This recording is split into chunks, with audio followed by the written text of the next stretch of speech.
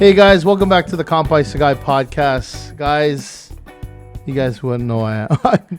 You guys know who I am. I'm getting tongue-tied already. But yes, thank you for joining me. And today we got someone very special, someone who's also a recording artist like we had the last episode. We had a recording artist. Now we have another recording artist. Yay! Someone who's very special that I've been willing to have on the show for a while now. So please give a round of applause to recording artist and songwriter J.Lyn. Woo!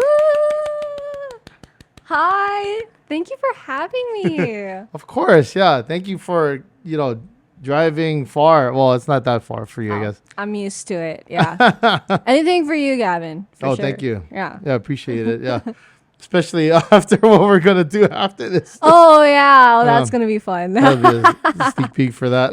Check it out. I can't wait. So yeah, let's get into it. So Yeah. for yourself, you're a full-time musician now. Yeah. How's that transition for you? Gosh. It's for the most part exciting. There's so many opportunities that landed on me after I just went full-time. And it was the right timing too. I used to work at a PR company called Ploy Planet. Shout out to Tracy. Yeah. Yep. Jinx. Shout out to Tracy and Guy. Love you folks. But yeah, they were so supportive. I think we'll talk about it more in the podcast, but I just came back from a program called Creative Lab Music Immersive, and it's funded by the state. And it's a gateway to get into the world of doing music for TV and film. And after that whole program, I just saw this whole new perspective for me on, how I can actually make a living and survive off of doing what I love and make it feasible for me. I don't need much, honestly, for my living. Like, I'm very simple. And as long as I'm doing music, that's just what I want to do all the time. So it was just everything just fell into place. Like, I'm really, really grateful for this whole year and the people I've met, including you. I met you last year though, right? Was it beginning of this year? I don't know. Huh. It's been a while. Yeah. Well, the year has been so I don't know, jam-packed with stuff. It's such a blur. Yeah, Yeah. you've been busy too. So Yeah, I've been busy. it's April. Oh my gosh, it's almost May. Where'd the time go? I know, yeah. Since January, I think I've been just pushing stuff. I've been getting out a lot more just because Good. I think COVID, I kind of stepped back. Not because Yeah. I was worried about getting sick, but I think people were worried about me getting them sick. And then, but also I had a set like this, so it's just kind of easy to just and I work from home, so Right. it's I could just kind of just do everything here. Oh, But then that's now, I was like, oh, I should get out more and then go to events and stuff like that. Go to Dave and Buster's on Wednesdays. great. Right. Shout out to Bible studies. You guys know who you are. Bible studies crew. But yeah, just getting out more and meeting more people, meeting good. yourself. Yeah. And then meeting a lot more people for the podcast. So it's, it's been really good. Oh, that's amazing. You came to one of the gigs at Next Door. Was it the Artist Lounge? Yes. Yeah. And then my friends Kennedy and Rebecca were playing too. That was really cool. Yeah. Those types of events. Yeah, I that love was good. Playing with others. Yeah. Yeah, you and Kennedy have tag team on a lot of stuff, Oh, yeah. especially the She's EP. my home girl. Yeah. The Kennedy and the Electric Pancakes. They're like family to me, that whole team. Yeah. So I've been writing songs for them, but not only that, I've been doing a lot of assistance with just helping them navigate the music journey, and they've helped me. Tim, the bassist for the Electric Pancakes, actually produced one of my recent singles, Angel Girl. Oh, okay. Yeah, Oh, awesome. they are multi-talented. So we just help each other out in any way we can. We're definitely family. And they've helped me when I came back from LA trying to figure things out. I was in LA after I graduated college at the California Institute of the Arts. And I thought that I'd stay in LA I was in a great situation, and then the whole pandemic came, lost my job, long story short, Wow. and was just kind of struggling to make ends meet. And I just had to make the emergency move back. They were the first ones to give me a job offer, like just, working at the YMCA because they have connections there. But just helping me just sustain myself throughout this journey and just making me not feel alone with everything. So I owe a lot to them. Yeah, helping you get back on your feet. Yes. So you went to California for a bit? Yes. So long story short, I graduated and took the Melee program, which is the Music and Entertainment Learning Experience program at HCC, Honolulu Community College. I got my associates in music business, but I realized I didn't know much about music theory and how to compose music. So I kind of wanted to do a program and get my bachelor's for that. Got accepted to CalArts, which I'm so stoked. And I was there for 2.5 more years. Oh, okay. Yeah. Wow. So I was living in California for quite a few years. Did you dorm there, or were you? No. had So somewhere to I stay? have such a supportive mom. She came with me and made sure that I was comfortable. And then once I felt comfortable, she went off to live in Vegas. Oh wow. Okay. Yeah. She can She was- gamble. No, just joking. She's like, oh, you're fine. I'm gonna go gamble the rest of that money that I reserved for you. I hope not. Maybe she's not telling me something that that I don't know. Yeah, she had these savings saved up for you, but the savings went to a jackpot that you didn't That get. explains a lot. Yeah. Hashtag college loans. Yeah, don't lie. Some people use that money for sneaky things. No, I don't. I know my mom does it. Or does she? kidding, I'm I don't know. Interesting. But sorry, you were saying, yeah.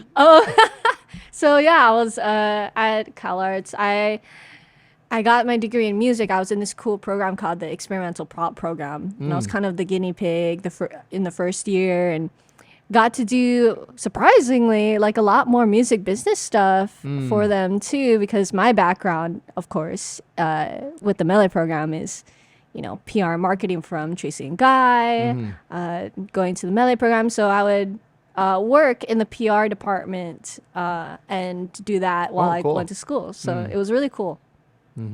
Yeah. So, and then you were there for 2.5 years. Do you still connect with some of the people from that school? Oh yeah, Okay. definitely.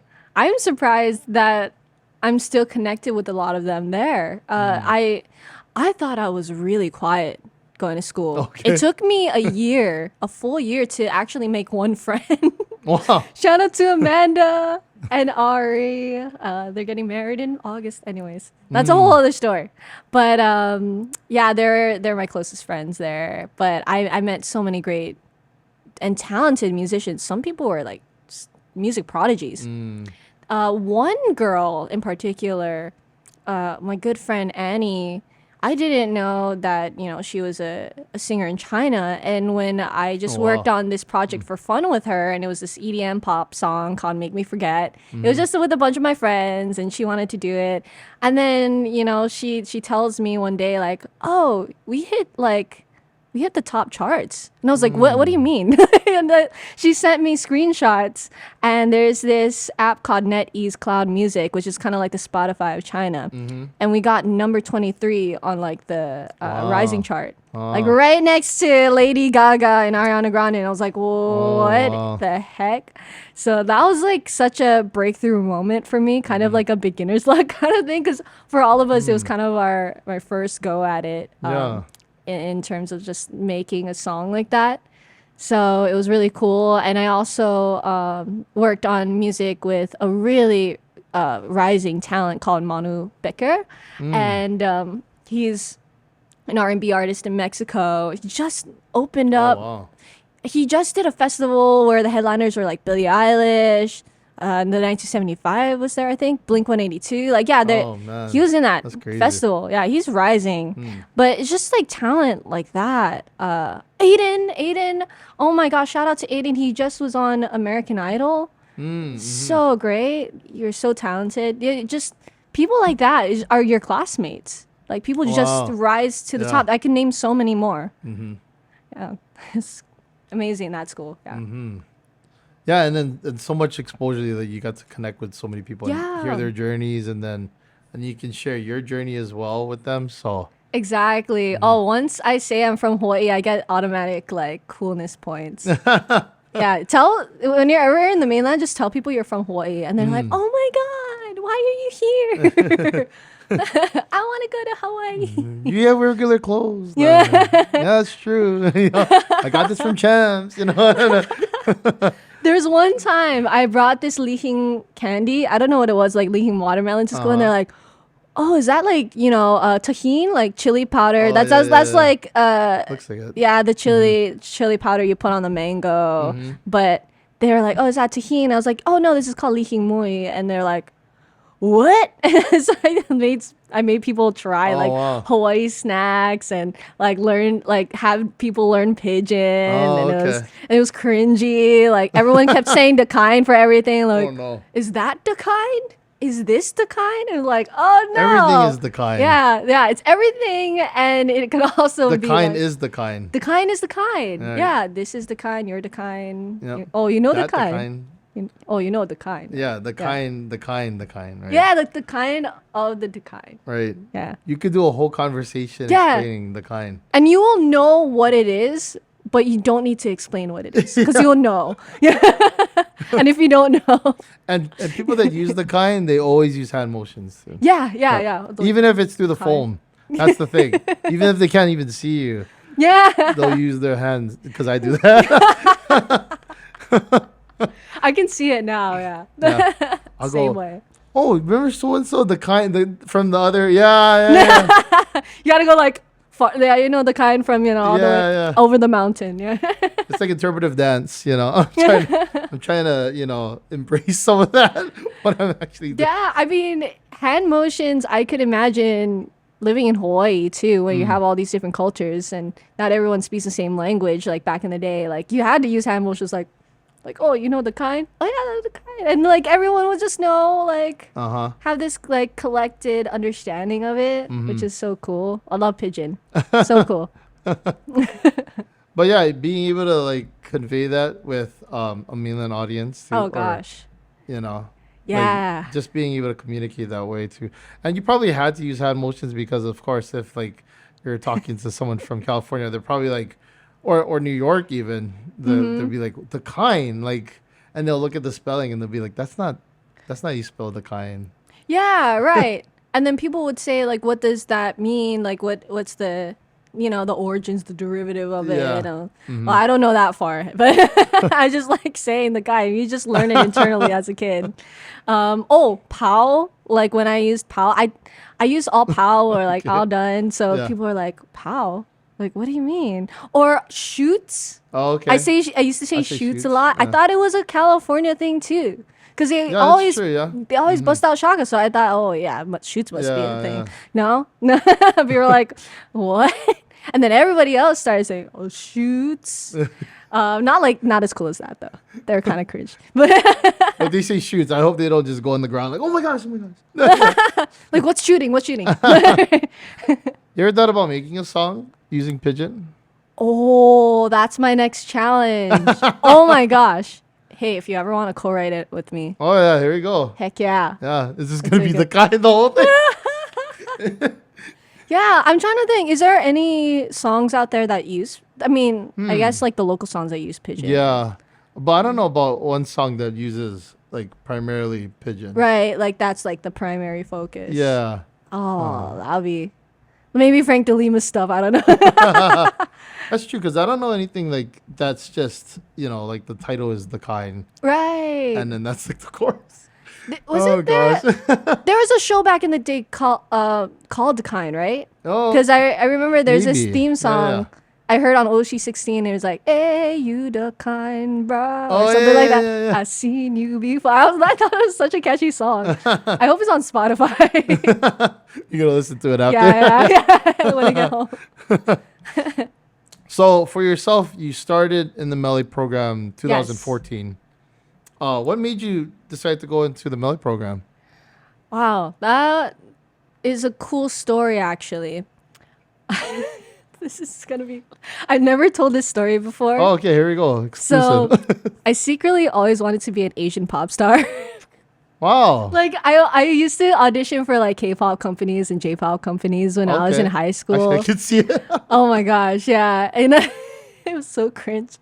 I used to think I could dance really good and like I would go out to these auditions and then like I look back on my old audition tapes and be like, what was I thinking? Definitely need to hone my skills.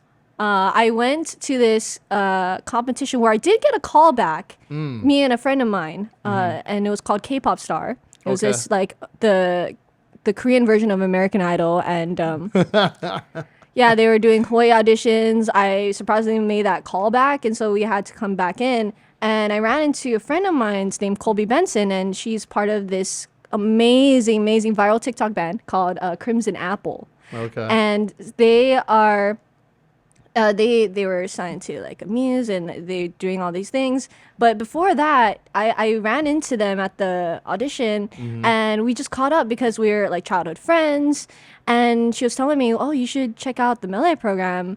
Her and her family were saying it. And I was like, oh, I've never heard of like a music business program or like majoring in that. Like I didn't even know it was Yeah. such a thing. So I was curious. So I went and attended the program. My life hasn't changed since. Like I love the music business. I love being around it, and it was such a cool thing. Like thank you Colby and Shelby for like introducing me to the Melee program. I don't think they remember, but I definitely do. Like they're talented sisters. You probably approached them with like, you know, the Asian pop, like maybe you have some like, attire. I think we were all like trying to get there. Yeah, like I don't know. I don't know if it's just because like we're from Hawaii and like a lot of us are Asian, so it's like, oh man, we have some sort of chance. We kind of blended. Yeah, we're kind of close. Yeah, ish. that's true. Yeah. We're kind of ish there. But then I heard from friends that, you know, like if like usually people can tell like if you're like foreigner or not. So it's like even if you try to disguise it, there's just something about like Hawaii Asians, like California Asians, that's and then so like true, the yeah. Asians that come from Seattle Asia. Asians, right? Seattle, yeah, they all have like this their A own different vibe. different vibe, different culture. You know, naturally it comes with the location that you're in. Yeah, so makes sense. Yeah, very interesting. Because Kelsey used to dress up like very Asian, like from Japan, Asian. really? And then people thought like, oh, she was from Japan, and they looked at me like, wow, he's from Hawaii. Like, they have no, yeah, like I dressed up very local, but Kelsey used to have a lot of like Oh, Asian. I mean, she yeah. still dresses up like she's like from. I wish know, we had Japan. a camera so we could just go to Kelsey's. I keep outfit telling right her, now. let's do it. You know, Yeah. she doesn't want to do it. So, Because her fit oh well. is very nice today. I love the pastel cardigan. Yeah, or- we're just gonna describe. Yeah, she's wearing a romper. yeah, she's wearing a full puffy skirt. Oh, that's It looks like headband. she's going to the ball. yeah. No, I'm That's, kidding. she has a headband on. Maybe a beanie. She's gonna put a beanie on Yeah. right now. A beanie, and I don't know why she has like a bandana over her beanie. Oh gosh, I don't. such a strange. It's just like I think she's trying to. It's a new age Asian pop thing. Oh, New age. revival of Y2K. Are you doing that? Yeah, new age, right? The new Asian. So, but yeah, I just dress so local, so people know this guy's from Hawaii. T-shirts, shorts, slippers. But I do dress Asian because I wear black. Oh yeah, Throughout, yeah. right? Black is definitely the new black. That's black is the new Asian. Black is the new Asian. So going back to the Melee program, what was the first song you wrote? Oh, that's a good question. Huh. Oh, this is another good story. Tons of good stories today. So, my first semester there also was so like quiet to the point of just not making any friends. And then Another year. Yeah. Make you one friend. and I got a shout out to Brandon Kubo too, because I think it was him and his crew. I think Darian, my friend Darian, was also in that group. But I know they reached out because, we have these projects every semester where we have to create original work and record it. So they asked me to just record one of my original songs for their project. And I wrote this song, I think it was because I lost one of my friends. I kind of grew apart from her, and I wrote this song for her. And it was a very, very emotional, somber song. And I think from there, when people heard it, they're like, wow, you got great skill in songwriting. And that was like the first time I kind of had an inkling of how good I was at songwriting. I used to do it as a side hobby, not really thinking much about it. But yeah, and then instructor Eric Lagrimas, said, you should go to this program called the Hawaii Songwriting Festival. And I was so curious to know that there's a whole festival here dedicated to songwriting. That's so niche. But it was so cool, and it changed my whole life. I performed that same song at the open mic, and it was such a loud room full of like industry officials, like they were from LA, PR agents, A&R, CEOs of music publishing companies. And it was just a loud room, and once I strummed my first strum, the whole room felt silent. And everyone's eyes were on me, and that was like such a pinch me moment. And I think that's when I knew, like, I could do this. Like, I could make this something, I can make this my career. I can do what I love. And so since then, I've just been having the goal of becoming where I am today, which is weird, becoming a full-time musician. I songwrite professionally now. I do production professionally. It's such a surreal moment just looking back and seeing where I'm at now. Yeah, definitely. Long journey. Definitely. So long, and I'm just starting, which is absolutely insane. Because literally, you think 2014, you go into the MLA program. It's 2023 now, so it's almost been 10 years since then. Oh my gosh. Not to age us or anything. Oh, wow. Wow, is that why people call me Auntie J.Lyn now? Oh, man. Well, people don't call me Uncle Gavin, so I feel okay about that, actually. Actually, there's some people that do, but we're not going to talk about them. No shout-outs for you guys. Don't use uncle. He's still young. Don't use everyone. grandpa. Don't use Don't use grandpa either. Actually, it's funny. It's a quick story. I used to teach kids at for Sunday school. That's great. For 10 years. And all those kids thought I was 40. And I still look the same. Oh my gosh. From when I was like like a freshman in high school. Like I still look the same. Oh my gosh. I feel like I look the same as well. and they thought like, oh wow, he's like in his 20s or like 30s. One kid thought I was 40 years old, and I'm like, no, I'm 21. But then now it's so cool because like, people think I'm 25.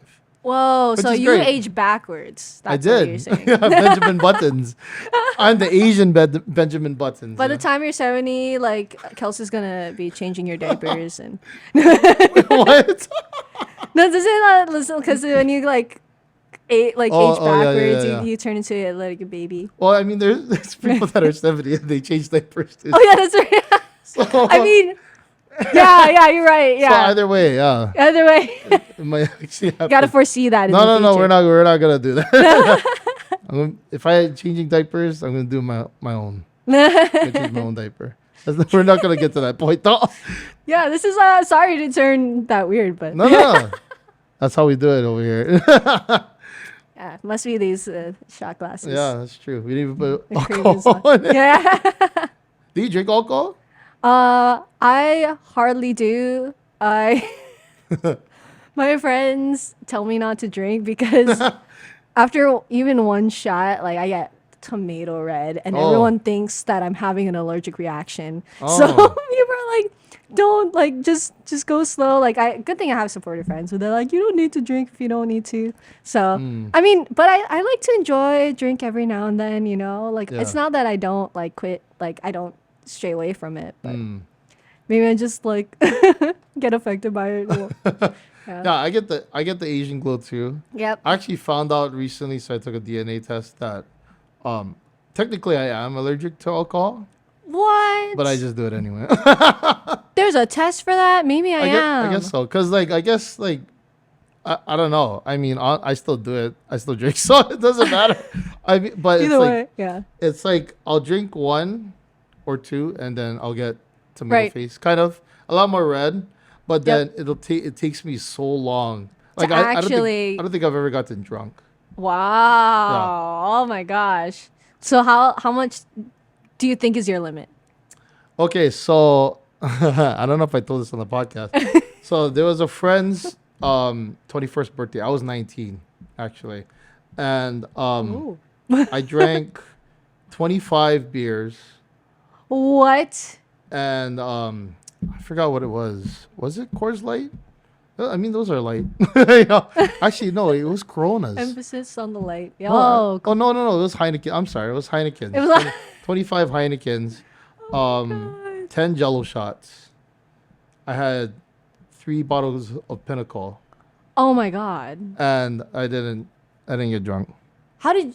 What? I was okay. I stayed up the whole night. I don't believe you. I didn't sleep until I got home to my parents' house the next day. No way. No way. No. You didn't. Oh, actually, not just 10 Jello shots. I had 6 Jaeger bombs as well. So. No. I was trying to get to that point. I need receipts. I couldn't. Oh sleep. my gosh. No. Yeah, no, you need to get Guinness on the phone, Guinness Book of World Records. Guinness. And then you gotta challenge the guy with the highest alcohol which one? tolerance. The records guy or the beers? Oh. Because the guys with the Guinness beers, they probably would know as well. So hey, how about both? Yeah. We'll do a Guinness drinking contest. We'll bring the last contender here, and then he'll be on the podcast about his defeat. Actually, it's funny too. Like I don't drink as much now. Like I say I would drink a lot more before I turned 21. After that I was like D squared. I would drive everyone. Oh, yeah. I hardly drank.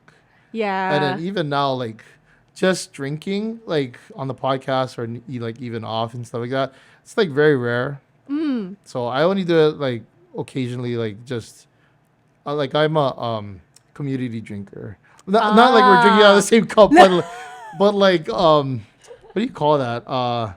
Social drinker. Oh, you're a community drinker. Community, pass it around, guys. Community drinker.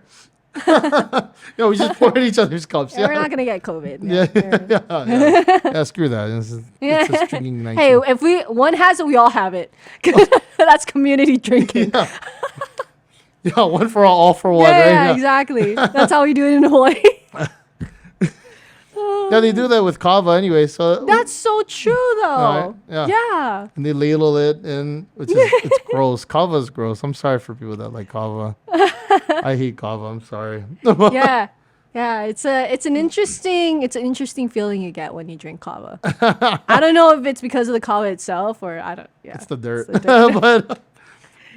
but yeah, I'm more of a social drinker now. So. But that's good. Like there's some people I know, which people think they're like really big drinkers, but they're not. Maybe they'll drink one. Yeah, I drink. And then they're like on the floor. Yeah.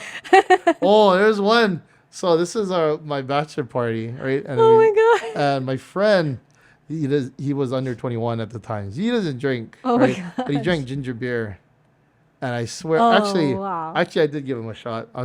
I gave him one shot, but that was like way earlier in the night. And then he had ginger beer, and then I guess he was like down and out, and he was on the floor, and his ginger beer was like on the floor too. What? Like it was like spilling out. But he slept with the bottle in his hand. And I thought I had a low tolerance, honestly. Wow. It was a shot of tequila. Oh. Oh no! I'm sorry, sake. It was sake. Really? Yeah, Really? A because shot of sake and a ginger beer? it was a premium sake. I don't know. It was from Japan. Whoa.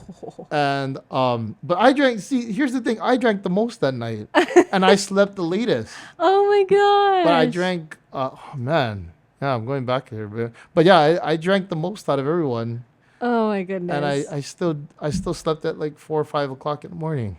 Oh my gosh. Yeah. You definitely have a high tolerance. God. It's called survival mode. That's what I call it. Yeah. You know, I gotta tell my organs about that. I don't think they're complying with my head. Like, yeah, so. Yeah, your body doesn't want to respond to your mind. Yeah. Like this, I go to the doctor and sometimes they're like, "Oh, you have interesting liver levels. Do you drink a lot?" I'm like, I can't even drink one without getting red. Like I don't know. What else am I feeding my body? But then again, I love soda and I love junk food, so that might be it. Might be worse than alcohol. So what do you so I like bars and stuff when you play? Do you just get free food or you because I'm sure people would be like, "Oh, you want to just get a free drink or something?" Well, yeah. There are some restaurants that are really nice and they comp my meals, which is amazing because we're usually playing from 6 to 9, which is the time that usually people eat dinner. So by the time 9 p.m. hits, I'm hungry. But honestly, sometimes I just skip the meal and I go to Jack in the Box. Oh, I don't know. It's like a you ritual go. for me now when I have Munchy gigs. Like I meals. go to Jack in the Box and get tacos. Oh man, I don't know what it is, but that's me and junk food. I know that once I get older, I'm probably gonna have to cut that. But while I'm young, live fast, die young.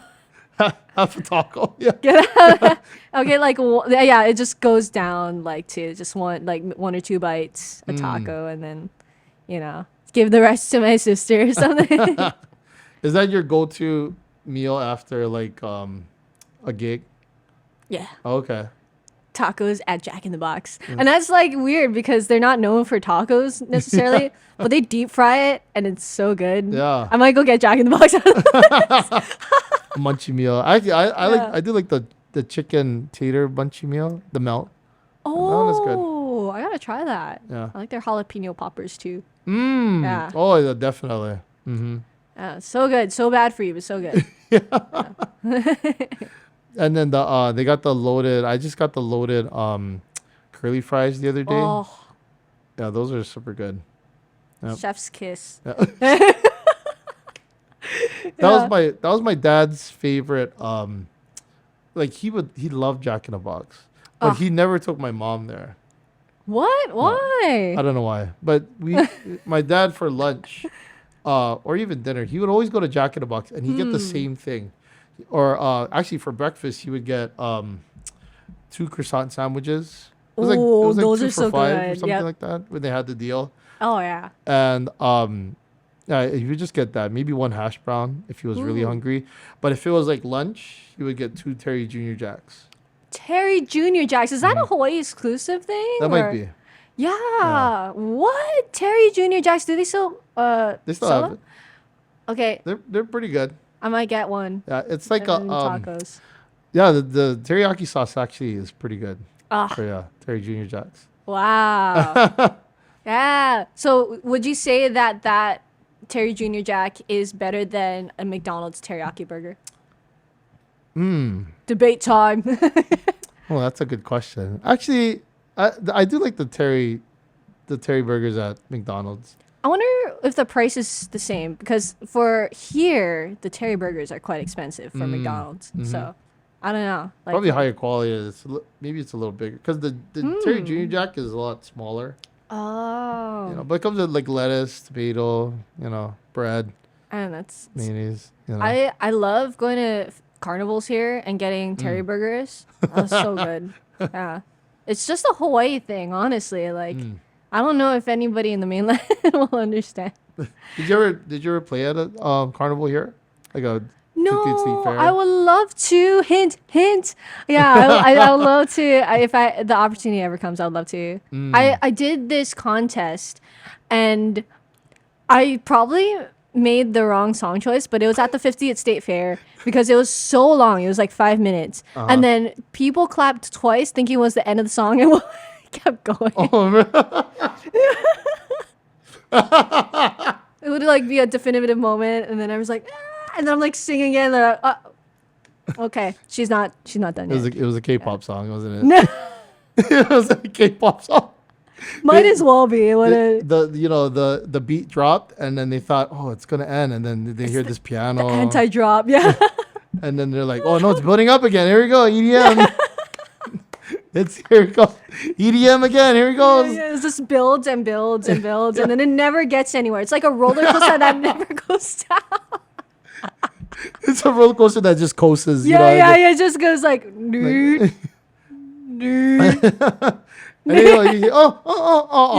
mind. And then instead of like going all the way down, it's just like, yeah. Oh gosh, that's a terrible ride. Actually, I don't like that. I kind of want to go on a terrible ride for that experience. Like just going into like the crappiest ride you can ever think of. I'm trying to think of like the crappiest ride in the world. I can't say. Okay, people say it's that Snoopy one. Which one? That's made like it's supposedly made for kids, and then I don't know why adults have to say like put their 2 cents like, oh, this is crap. But those like they go again and again and again. So I think it's like a pretty good ride for kids. So, anyways, I digress. So there's a ride at Disney World at Hollywood Studios. Yeah. Right? I was bored on that ride, but it was the Toy Story section. Oh, is that the one where you're on the Slinky. motorcycle thing? The Slinky one? Yeah. The Slinky one. It's boring. Oh, yeah, I was like this the whole time. Maybe it's just like one of those lazy rides where like you need a break, so you're just like. Oh, it was a roller coaster. Oh, oh my gosh. But see, I was like this the whole time. What? I was bored. Oh man, like I always wanted to do one of those motorcycle ones where you're like on the ride whether you're strapped in, but I guess because you're strapped in, you're not controlling anything, so it's kind of like. Whereas you're here and you're thinking you're like no, yeah, you're thinking you're on the. Maybe I'll tell the operator. Can I take it off the straps? I don't want the straps this time.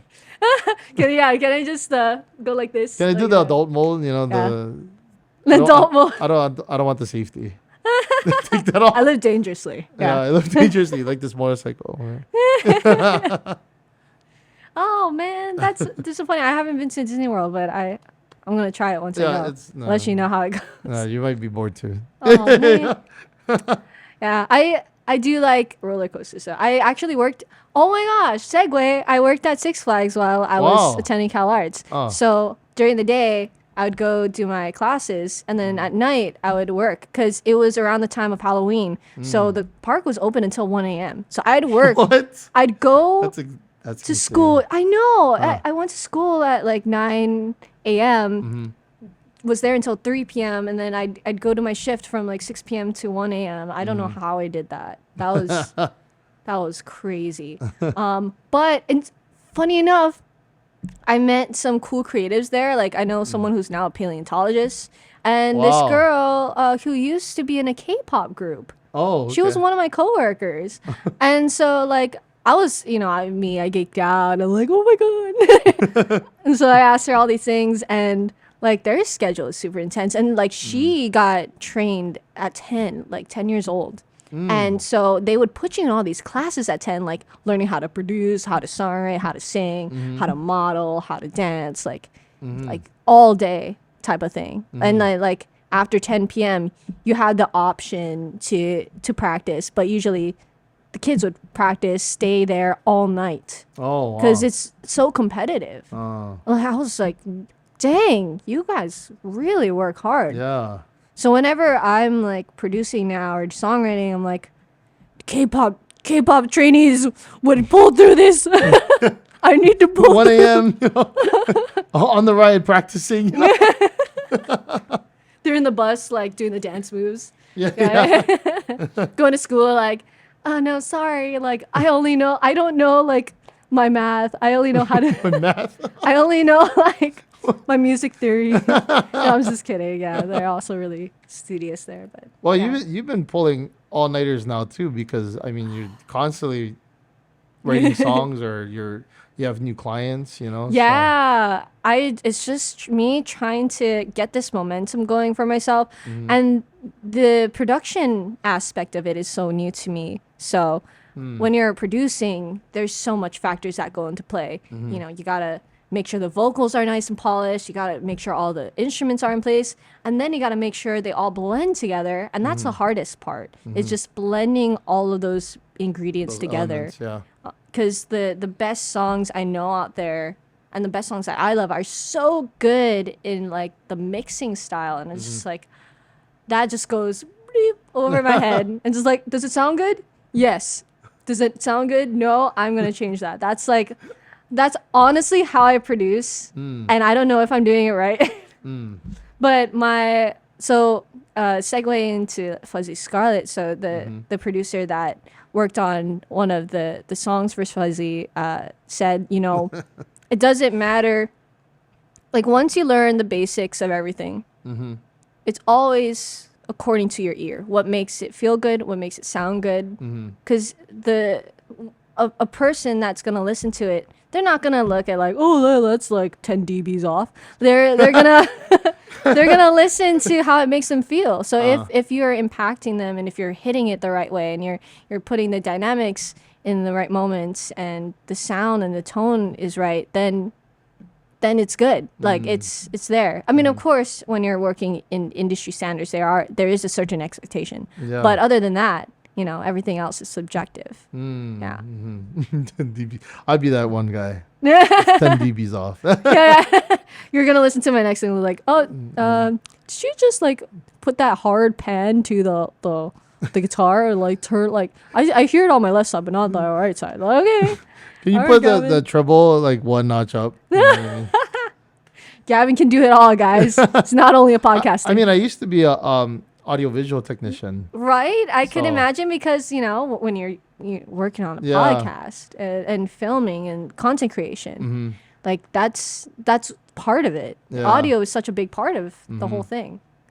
Wow. Yeah, so I used to do sound for bands too. What? Oh my gosh, you Yeah. did live sound? Yeah. Man, we need more live sound engineers. I'm just saying, because everyone's kind of diverting to making music because, you know, it's their passion. But we definitely need really good live sound engineers, because it's always the sound engineers that just make a performance just so smooth.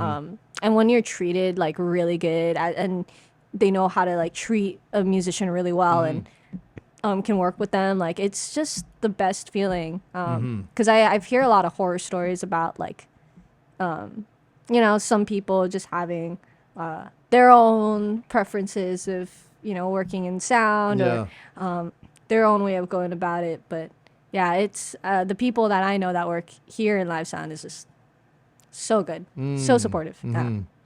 Yeah, I mean, I've met some. You know, it's interesting.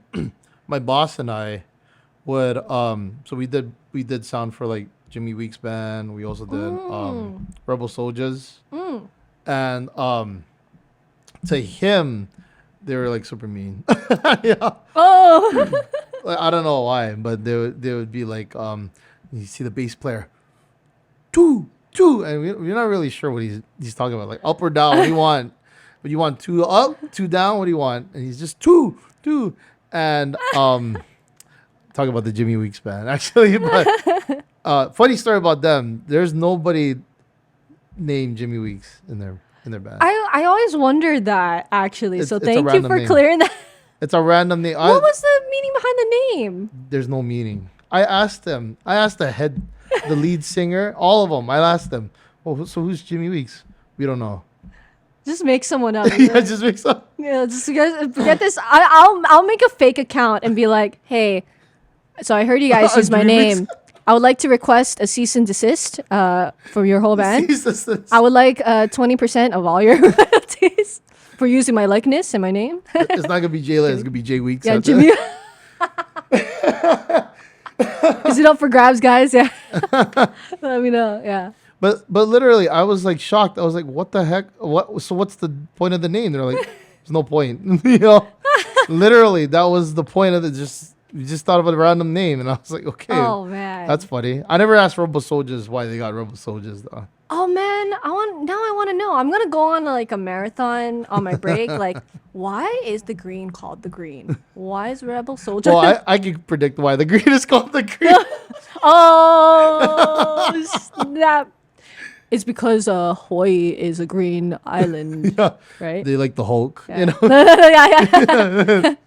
Because these mountains are green. certain mountains they're thinking about. Yeah, this is what they're mountains. Yeah, this is what they're thinking about. Oh, and speaking of names, I have really good stories for my names. So I got to room with one of my idols growing up, Eli Mac. She was like my favorite contestant on American Idol of all time. Like I used to have this reggae wristband.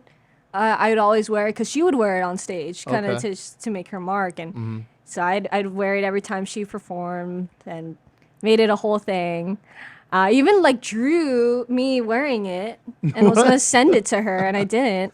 And then way later, she came back from LA, wanted to start up her reggae music here, so she needed a place to stay. We had a place, and it just worked out, and we lived together for a while.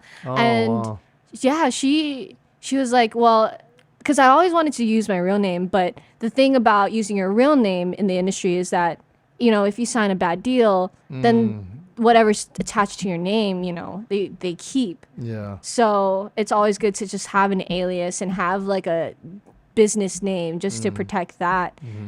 So she told me to get a name, and we were like thinking of things, and she's like, oh, how about J.Lyn? And I was like, oh yeah, cool. I think I like that because it's simple as my name, J.Lyn. You know, so I looked it up, and there's like 15 J.Lyns there. So I was like, let's change it to a dot.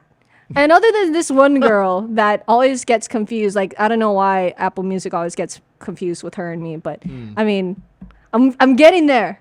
I'm trying to make my name known, but the dot's gonna be over the dash soon, yeah. I'm gonna have to change it to like a symbol, like a weird, like maybe I'll put like a dash and a dot. I'll make an emoji. Like there's this, isn't there bands that just have symbols as their names now? Because like everyone took. I'm pretty sure they do. Yeah. I think people just need to get more creative. Red Hot Chili Peppers is just a pepper. Is that what? They're like, yeah, we're gonna. Oh, but then Chili's is gonna sue them. Oh yeah. Yeah, Chili's gonna be like, yeah, you used our. Yeah, we're used suing our you brand. guys. Yeah, we're suing you guys. Yeah, cease and desist. Yeah. Yeah. So many cease and desists. Copyright infringement. Yeah. Foo Fighters just gonna have just emoji of someone in the key. David Grohl is like their mascot anyway, so just like make a picture of him. But anyways, and Fuzzy Scarlet, my new identity, my alter ego. Oh, alter ego. That you might see Different personality. somewhere down the line. But yeah, I know. I think I have a multiple dis. Do you have an emoji for Fuzzy Scarlet? Maybe So we're actually coming up with the whole symbol of what Fuzzy Scarlet means, because if I were to give you the actual origins of the story, it's a nerd thing. It's a music nerd thing. Oh yeah, we have Scarlet interfaces. So that's what that whole reference is. But I wanted to make sure that Fuzzy Scarlet also was kind of a universal symbol. So our whole team is coming up with a concept, and just to give you guys like a spoiler, I think we're gonna go with this concept of a spider. You know, spiders are fuzzy. I'm a arachnophile. I love spiders. Like I think they're so fast. Arachnophile. So if you are afraid of spiders, you have arachnophobia. Right. Yeah. But I'm an arachnophile. I love spiders. I had this book when I was young about like the world of spiders, and it was like my favorite book to read. I thought they're so cool. Like, and they're musically gifted. Did you know that they actually use their webs like a guitar? Like they pluck the strings to kind of detect if anything caught in their web, and to also find mates too. So. Oh, okay. So So if I get my hand caught in a web and I just see them strumming, just yeah, then you gotta run away and tell Kelsey because they might I'm not sure if they're trying to mate pursue with you. me or they're trying to kill me. One of Oh, those that's two. true. know? Yeah, it could be both.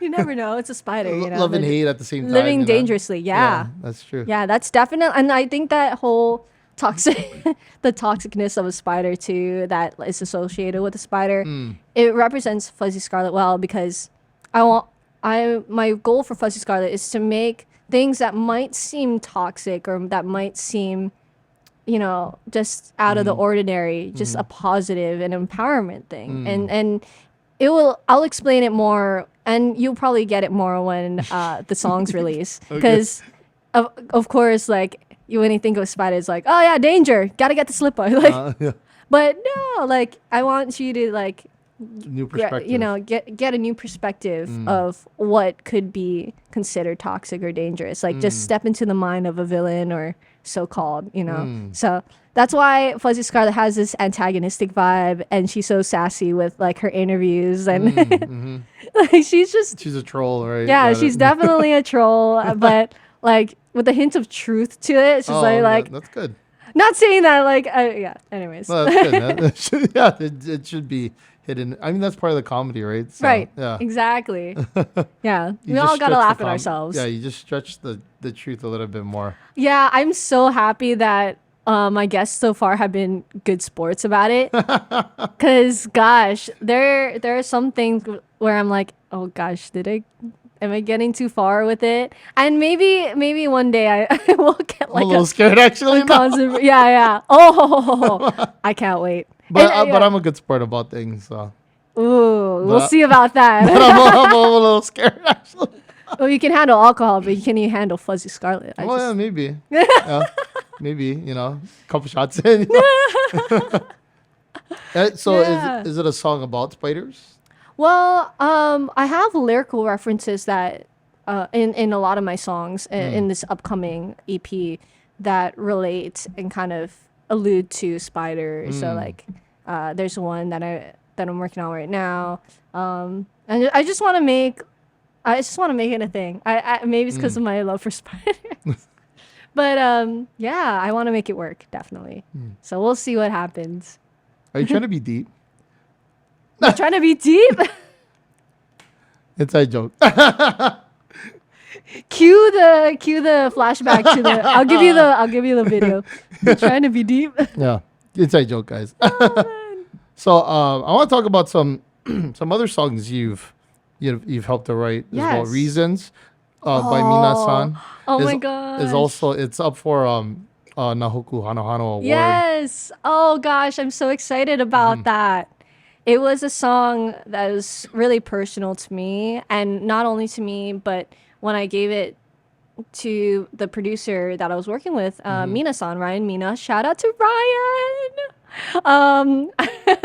He's not gonna expect this at all, but yeah. So he resonated with the lyrics so much, it got him really emotional, and so I think we both knew that we had to put this out.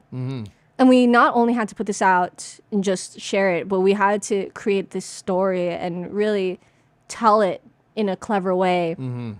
We were fortunate to be connected with a videographer named Nainoa Andrade, who did, oh my gosh, everything for this music video. Yeah. Oh, do you know Naino? Maybe? We'll see. Watch Naino be like, Gavin, you don't know me. Not kidding. But Yeah, I'm sorry. it's okay. I have those moments too where someone's like, oh yeah, someone mentioned you the other day. I'm like, who? Like, oh yeah. But so Nainoa, he just recently moved to LA. He's doing so many great things there as a videographer. But he is such a fan of EDM music, especially emotional EDM music. So I was like, perfect. So the three of us created this whole story and kind of built this around, rather than making it towards your emotion for other people, it's kind of going back to loving yourself and to give yourself the reason to to pick it back up again. Yeah. So it was a really cool interpretation of those lyrics.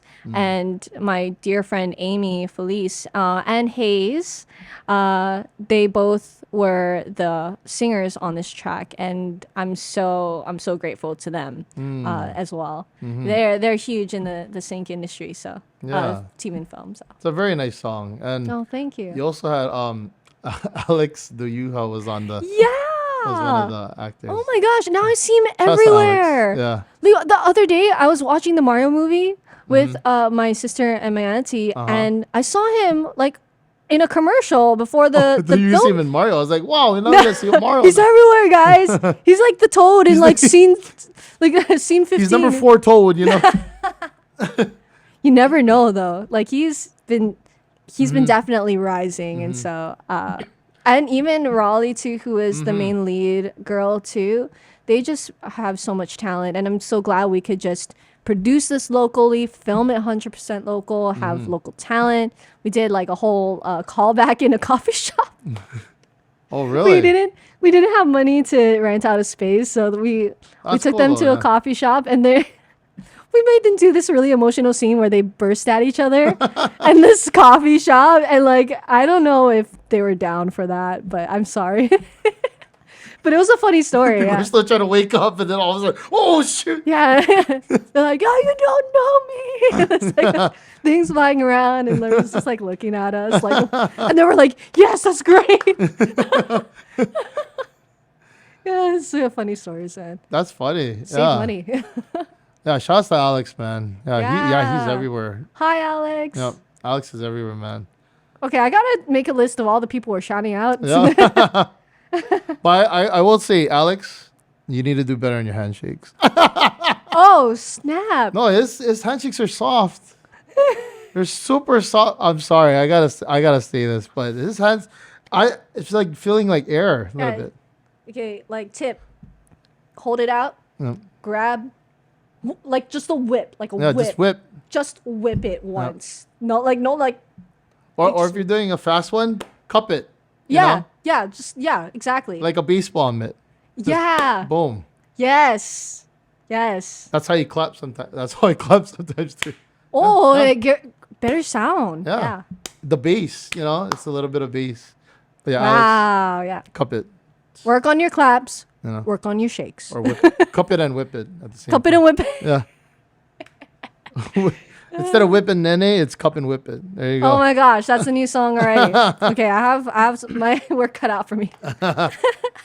Do you plan on doing like an EDM or like a Asian pop, like more songs like Oh that? my gosh, yes, I would love to. I'm working on an EDM track right now for my J.Lyn stuff that I hope to release. I think it would be a good New Year's song. So hint hint. So I'm working on that. I do. Oh my gosh. So my main goal, like if I ever had a goal within songwriting, is to write one K-pop song for an artist. It's so hard to get in that industry. Like you really got to be in the know. Like you really got to know the players.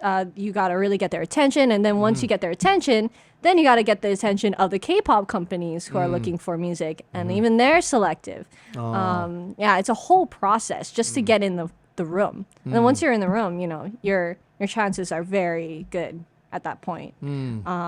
So I'm hoping to make my way there. That's a goal for me and some of my friends too. So Yeah, I heard the K-pop contracts for the artists are really brutal, actually. yeah, well, I didn't ask too much. I think my friend didn't want to say too much about it, but I remember her saying that like the schedules can be really, really grueling. Like she enjoyed it and she loved every bit of it, but definitely so much behind the scenes stuff that go on. And it just looks glamorous because they know how to sell it. Yeah. Like they want to show you a little bits to say like, oh yeah, this is what happens inside, but they don't show you everything. Yeah. So Because once they get behind the scenes, the guy he's whipping it, He's, yeah, they're cracking the Yeah. for sure. He's And cupping like, and whipping, yeah. Asian mentality, they're like you know, like you probably grew up like with in an Asian-ish household, you know. So, you know, my parents were strict, but it was a good type of strict. It wasn't too bad, but you know, Yeah, just a standard that. it's just this. Yeah, you uphold this standard, you uphold this ethic, this workflow, this mindset, and yeah, it's just a different functionality. Yeah. Is there a actually before I get to that one, you want to talk about the creative lab immersion? Yes. Oh, I would love to sound like a marketer in the Creative Lab Music Immersive. But it's so cool. So it's tied with the Hawaii Songwriting Festival story that made me want to become a songwriter in the first place. So 6 years later, I went last year to attend the festival and to see the people that gave me my first advice and my first critique on my music. Now seeing me do it professionally is just a surreal moment. And there's this program. So for a lot of those who are in the intermediate to advanced levels of songwriting, you can actually put your skills to the test and be linked with these sync and TV companies and music publishing companies that do music for TV and film. So I met a lot of great people, and I just adore everybody that I met at Creative Lab, and I still talk with them till this day. You know, they're forever my mentors. I still co-write with quite a few of them. Even the people that did the program with me, we're so tight. We keep close contact with each other still. Like, I know you had Alani on the show. Yes. Yeah, I love her. Oh my gosh, she is so talented. super talented. I would like there's so much talent in her. Like beyond her years. Like I wonder, like what's your secret? Did you start like at 5? I don't know. She had an Asian mom, so yeah. True. But that's the thing, guys. just adopt an Asian family if you want that. Long story short. Yeah. You want to get better, just adopt Asian. Yeah. Rent a dad. Rent an Asian dad. Yeah. Hey, Do got better it. every day. That could be your next job. Asian uncle, Asian dad. Asian uncle. Uncle Kampai. Uncle Kampai Boot Academy. No, I'm not brutal like that. Yeah, no, you're so nice, man. But we'll see. No. Yeah, well, we'll recruit. Maybe Grandpa Kampai might be. Ooh. He might be brutal. We'll Ooh. Ooh. Yeah, I would love to see that, but yeah. But yeah, Alani was there. There was so many great artists there, and it's just, just that community that you guys can, experiment with different things as well. Yeah, our goal for all of us who go through that program, and even those who go to the festival, we want to facilitate not only our careers, but for me especially, we want to see the music community thrive here in ways that music is transforming. You know, there's so much going on in the digital age. So we're hoping that Hawaii can become this hotspot of just music creators that can work on a national, international scale. And people here have already been doing that. And it's so inspiring. So I just hope to be a part of that wave. Yeah, definitely. Yeah. Who would be someone you would want to, I guess, play with or like collab with, like, musically? Oh, here, locally, internationally. I would say internationally, but for J.Lyn and then for Fuzzy. Ooh, okay. You know, for J.Lyn, I wrote this song actually like thinking that maybe Ariana Grande could sing it. Okay. And I love her work ethic. She knows how to produce her own vocals. She does so many takes. Like I wouldn't even need to worry about her being in the studio and delivering. Like I would just be like, just send it to me and I'll do the rest, Ariana. But I hope maybe one day I could cross paths with her. Or there's one particular singer. Maybe it'll come to me later on that I wanted to work with as well. But yeah, for Fuzzy Scarlet, gosh, I already got this surreal moment, working with a songwriter who wrote for one of my favorite female rock bands, Heart. So I mean, she's amazing. I love Sue. Shout out to you too. But and so I feel like, gosh, I'm already guided by so many. Okay, so I love shoegaze. So maybe My Bloody Valentine, even though they don't collab with people, or okay, maybe a more known band like I don't know if My Chemical Romance would ever do anything like again, but I would love to do something with them. Like I think they bridge it so well with like the emotion dynamic and just being just so like, you know, like they have this really good balance. And I'm a big fan of The Cure as well. They're the first concert I've ever been to at the Blaisdell. So I think it would be cool to do a full circle with them. Yeah, so just a bunch of people who've influenced both personas. Yeah. Yeah, I remember like My Chemical Romance, they had The Killers. I like The Killers. Oh, The Killers. That would be a good one too. I love them so much. Yeah. I used to listen to their music a lot. Yes. Linkin Park too. Linkin Park. Yeah. Yes. Panic at the Disco, maybe Fall Out Boy. All those cats in that era. Fall Out Boy was crazy because they've been making new music now, which is pretty crazy. I like how they've kind of just really stayed true to themselves, but still kind of remained fresh and present. I have this long-term plan with Fuzzy Scarlet. I'm already thinking of the next album too, because I have some more. I have songs that might go in a different direction in terms of like what the initial sound would be. So yeah, I mean, I have so many cool ideas and concepts, but I know I can just make it a Fuzzy Scarlet thing. So how would a Fuzzy Scarlet concert be like? Would you like roast the audience? Oh my gosh. So I saw this TikTok and I was like, oh my God, I need to do this at my concerts too. He's just like, basically like roasting everybody. He's like, if you're falling asleep, like get the F out. Like, it was like, he's like looking at the audience like, oh, what's your name? What's your name? Stop singing. Like, I hear you. You're so effing loud. And I want to do stuff like that. I might just say weird, awkward things. And I love the things. The things I love about doing these Fuzzy Scarlet interviews is just like not the roasting parts necessarily, but the awkward moments where I say something weird and then everyone's like, "It's the silence." I just love just putting people off gear. That's good. I like to do that too. Yeah. Which is great. Which I feel like you might like. I can't wait to see like you and Fuzzy interact. I think it'll be a really interesting. That'd be very interesting. Very interesting interaction. I know one of my friends. They told me they're like, "Wow, I never see you as someone that is such a savage." And I was like, honestly, you'd have to give me material to do that, and I would have to be in the mood to do it. Right. Because sometimes it takes a lot of energy. I don't know. For me, it does. It's funny because I'm really thankful for having this persona, even though it just fell on my lap. It's actually a product of the creative lab. This Fuzzy Scarlet persona, but for me personally, having this makes me kind of unleash a lot of the inner thoughts that I have. Not saying that like I'm totally brutal all the time, but I think it was just like it's the Asian thoughts.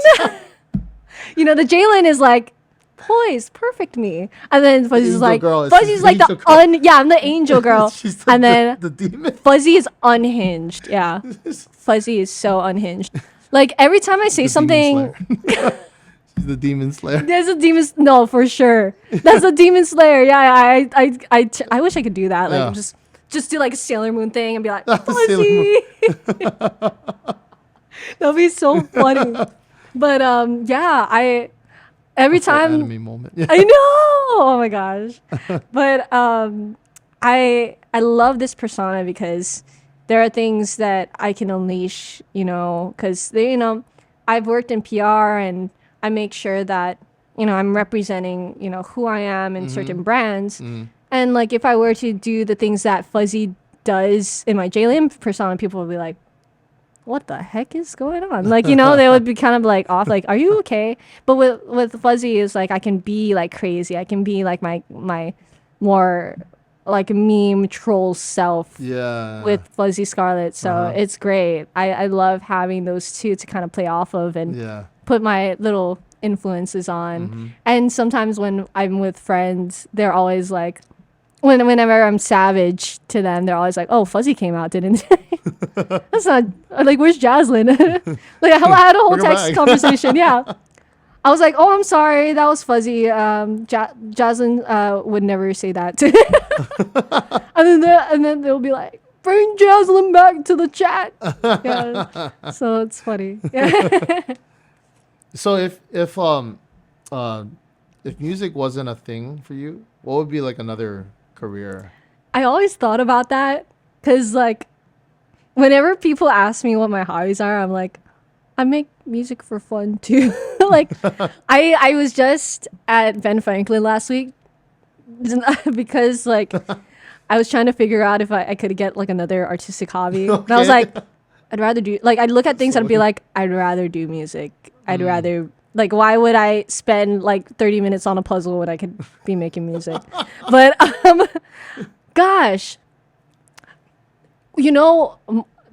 before I really really wanted to do music, my first dream job as a kid was to be a tour guide. Oh wow. Yeah, because you get to go to For all these Hawaii? fun, yeah. Okay. You get to go to these fun places and just talk about Hawaii and like have fun with everybody every day. And I love, I love talking to people. So it would just be such a great job for me.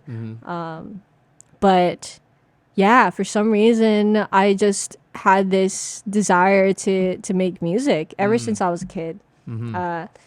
I used to have this Radio Disney like CD I'd play and it'd have all those like really bubbly pop stars. And I saw Britney Spears on stage and I didn't say, "Oh, mom, I wanted to do that." I said, "Hey, mom, I can do that." Like I knew, I was like, I can do that. Like I can, and I would like sing in my hairbrush and I already knew that I was going to do music when I was super young. That's why when she did Toxic, you're like, oh yeah, I could do that too. Yeah. I could Yeah. do that. Yeah, exactly. I can be toxic. Yeah. But And then- yeah. his the song toxic. But yeah, I really really just man, music's my way of life. Like I live and breathe it. It's like what keeps me going. It's the coffee, it's the life source. Yeah. Yeah, it just flows through your bloodstream. It really does. Yeah. Like I'll always write a song anywhere, anytime, any day. I used to do this really fun thing. I might bring it back where followers would give me a song, like a song topic to write about, and I'd improvise a 30-second clip for them of me trying to write a song. Like someone gave me McDonald's, and I had this funny story about my dad going to McDonald's twice in the same hour because he wanted a frappe. Like we were almost home, and he was like, "I that sounds really like my want mom. I really want a frappe. We're going back." And so we went back. And then we came back home, and then he was pissed because he was like, "I forgot to order French fries with my frappe." And then so I wrote this line. I was like, "He didn't get his French fries with his frappe order." Yeah, it was a really good. I should make Fuzzy sing it. Yeah. I'm gonna sing it at the first concert she ever Oh holds. no, it's gonna be a I'm gonna throw a topic, podcasting, Oh my gosh! Yeah. and then see what Oh my gosh. see what happens with that. Yeah, let me know if you ever decide to bring Fuzzy Ala. I'll keep her on watch. For me actually, so like people know I do accounting as my day job kind of thing. But like even though it's the day right now, but like podcasting was something I really wanted to go into career wise. But if I didn't have podcasting, cooking is something I'm really passionate about. Wow. So cooking and then like teaching. Like my mom always wanted me to be a teacher. Oh but yeah, same here. But I hated it because like I just look at the pay and I'm like, I'm not gonna succeed at all here. You know what I mean? teachers dedicate so much Yeah. of their time and effort and their love to kids for chump change, man. Right. They might as well be starving musicians too, because Yeah. man, like we Starving teachers. starving the starving teachers movement. Oh no. Sleeping at their classrooms without soda crackers and then Yeah, it's just yeah, cutting it. It's like, yeah, I'll also eat ham and cheese crackers with you folks. Like, While grading papers. yeah. Hey, I like, yeah, that, in all seriousness though, you got to treat teachers better. Yeah. But, yeah, if it wasn't for teachers, man, I wouldn't be here. I feel like I'm always learning. I can always learn from people. I can always learn from those who have experienced more than me. And I think when you see a lot of successful people, a lot of them will say that it's not because, of their skill alone. It's because they had really good people to guide them and having a good environment around you too. So I'm just really lucky to just start my full-time musicianship here in a place where it's so nurturing. Yeah. And you're still growing too, Oh yeah. especially All with of us. diversifying music and everything. Yeah, Oh, yeah. definitely. Yeah. Well, I think there's going to be a movement coming soon. Yeah, There's definitely. a big surge coming. Yeah. Who knows? Maybe I'll cook for you guys. But Hey! Oh, what's your favorite dish to cook? so one of my first dishes I've learned to cook on my own was beef stroganoff. Whoa. So that was my first. That was No my first way. dish. Actually, I Sounds learned to good. cook on my own. My mom taught me how to cook spaghetti, so I would cook spaghetti for the family. Like that was like my Yep. thing. Like if she was like, That's "Oh, I don't want to cook Mrs. today," I'll just cook spaghetti Oh, or yeah. lasagna. Well, so one of those two. Yeah, it's so simple to make, but it's so hearty. It's so good. Yeah, my sister, my stepmom makes super, super good spaghetti sauce. So we eat that all the time and we never get tired of it. So good. Not, I mean, like now I get into like different sauces. So like I bought I was trying to look for guanciale. I don't know if people know what guanciale is, but it's a regional pork. It's kind of like bacon, Ooh. but you can only get it in like certain parts like Italy and stuff like that. Wow. But I was trying to make a matriciana sauce, Ooh, which is that's fancy. guanciale, pecorino romano, and then tomato sauce Sounds so good. from San Oh my Marzino. San God. Marzino tomatoes. But I couldn't get all the ingredients because dang, Whole Foods didn't have guanciale, and they did before. Oh no. So screw you guys. They have the But they have the really good quality Parmesan. I was watching like this YouTube thing about like, oh, is this a real Parmesan or not? Like, anyways. But gosh, you gotta cook. You gotta cook for me one day. I'll make a song about you cooking. okay. Maybe not while I'm cooking.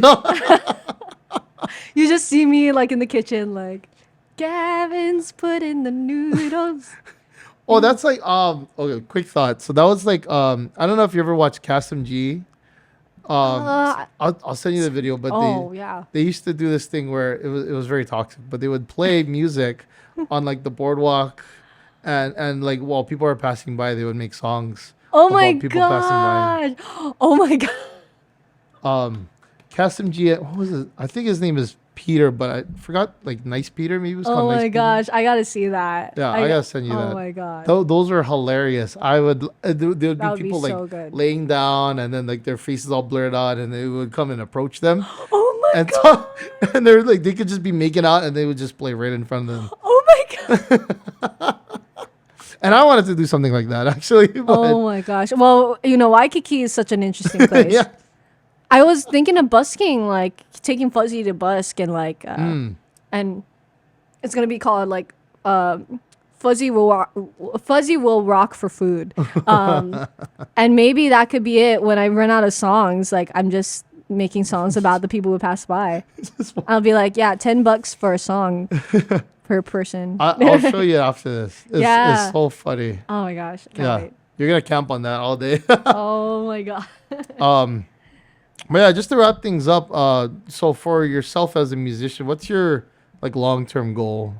Well, I think my long-term goal is to just make a sustained living out of it, make my tiny home, and just serve the community. I mean, if I would love, my end goal, like of course, would to become a part of a board or Mm-hmm. a committee where it oversees the status of the music industry, because I'm so much like, I love helping people. Like, if like that's such a big part of it. A lot of people ask me why I'm so nice and why I always help them out, but it's just, when someone succeeds and they're good people, like it helps so many people around them to succeed. So I want to serve a board like my mentors do, and just kind of oversee the music industry, kind of address things that need to be addressed, and just give opportunities for people who have been in my shoes trying to make this a living. So Yeah, yeah, definitely. that would be my end goal. Oh, nice. Yeah. Well, J.Lyn, thank you for coming on the show and Yay! sharing so many great stories with all of us. Thank And you for having me. do you have any socials you want to give a shout out? Do you have any shout outs? More shout outs you want to give to? Oh gosh. Okay, here's the spiel, guys. Instagram is j.lyn music. If you want to follow Fuzzy, If you want a fuzzy. follow Fuzzy. You can find Fuzzy at Fuzzy Scarlet on TikTok, YouTube, Instagram, and yeah. If you want to email Fuzzy, fuzzyscarletrocks@gmail.com. If you want to email me for anything, management@jlynmusic.com. I also have the website. So j.lyn everywhere. I'm pretty much appeared now. I think I've like done the SEO thing so much that I right. kind of, if you put j.lyn, you can find me at least for like a few of the links. So hopefully. Yeah. But yeah, and just reach out if you have any questions about music business. I would love to help you out in some way. Yeah. Any upcoming shows you want to give a shout out to, or Oh gosh. you're always I playing so? I know I'm always playing in different places. I have a huge event coming up in May. Details are to be announced, but I just and there's a lot of other things that have been changing. So I honestly just follow me on my social media pages, and I guarantee you there's gonna be something huge like coming up. So yeah, can't say too much.